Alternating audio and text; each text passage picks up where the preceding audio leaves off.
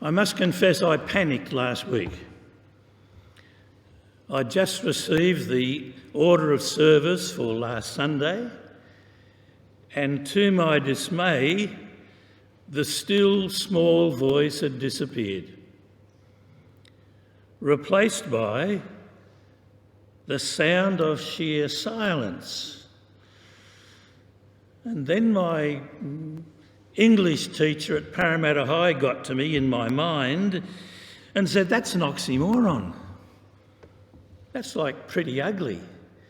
How can you have the sound of silence?" Now, one thing you learn in theological college is that when the facts don't suit your argument, you change the facts. I was thinking of the minister who used to write in the margin of his sermon notes, what he had to do. Pause, look at the congregation for 5 seconds. And in one sermon he had written in the margin, "Argument weak, shout." And so I looked at various translations and I came up with the soft whisper of a voice, a low murmuring sound, the breath of a light whisper, and the sound of a gentle breeze. Now, those of you who've been taking part in our Tuesday night studies will remember that we have been dealing with two particular themes. One has been the theme of silence, and the other has been the theme of the still small voice. Anne and her sister went to Adelaide to meet up with a lady they knew when they were young people, and she was going to quite a different church from the one in which she'd been brought up. And she said to them, "You know, I come into church in the morning, I sit down and I say, 'Lord, if you can hear me above all this noise, I'd like to ask a blessing on the service.'" Well, throughout the Bible there are voices. In the very opening book of the Bible, in Genesis, we have the voice of God saying, "Where is your brother Abel?" Answered by a question, "Am I my brother's keeper?" In our reading today, we had the story of Samuel.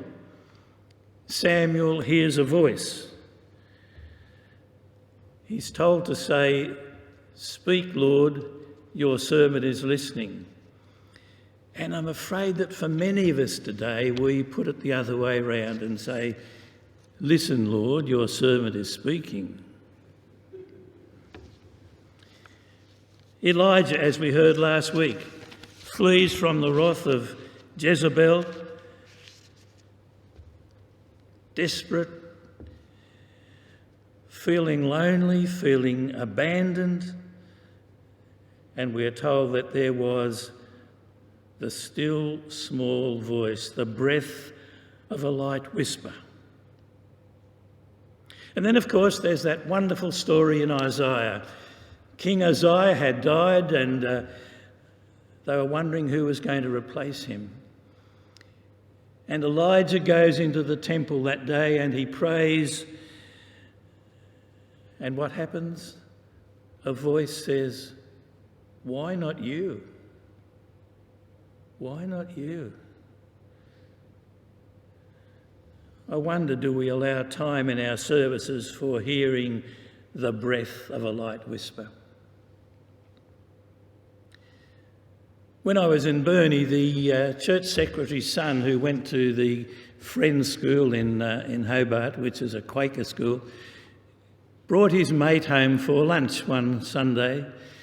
And as I was sitting down talking with him, I said to him, "What did you think of our service?" And he said, "Too much talking." Ever feel that about our services here?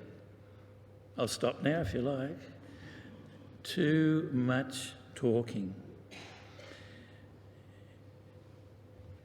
And on the Mount of Transfiguration, a voice says, "This is my Son, the Beloved.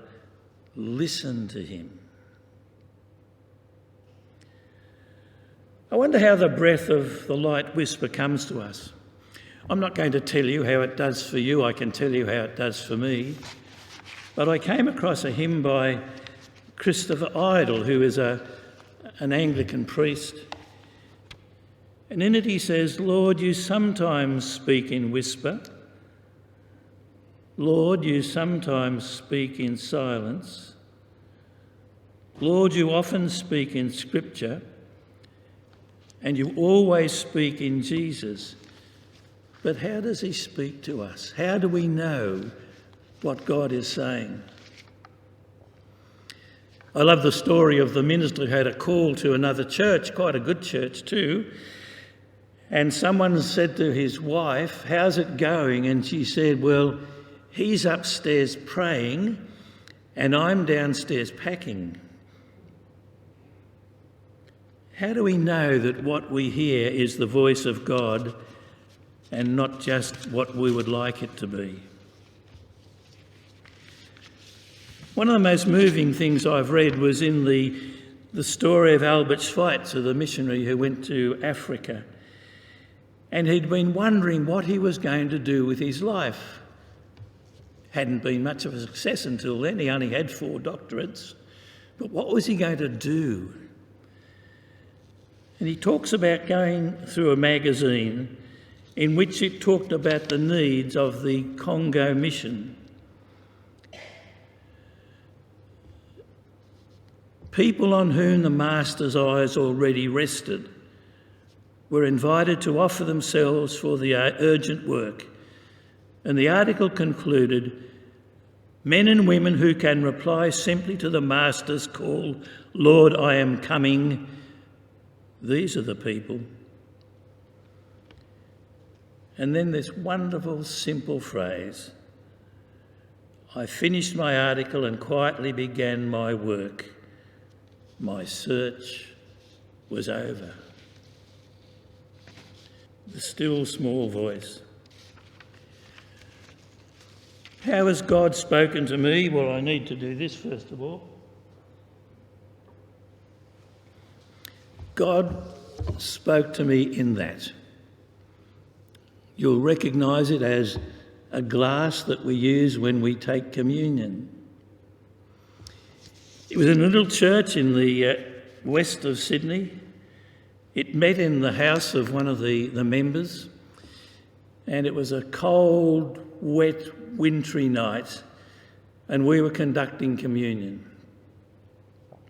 Nobody knew at the time that I had already been to see my previous employer, and he had promised me that I could get my job back because I'd had it. And as I conducted that communion service, I took that glass and I said, "This cup is the new covenant in my blood." And the voice said, "Well, what are you doing for quitting? What are you doing?"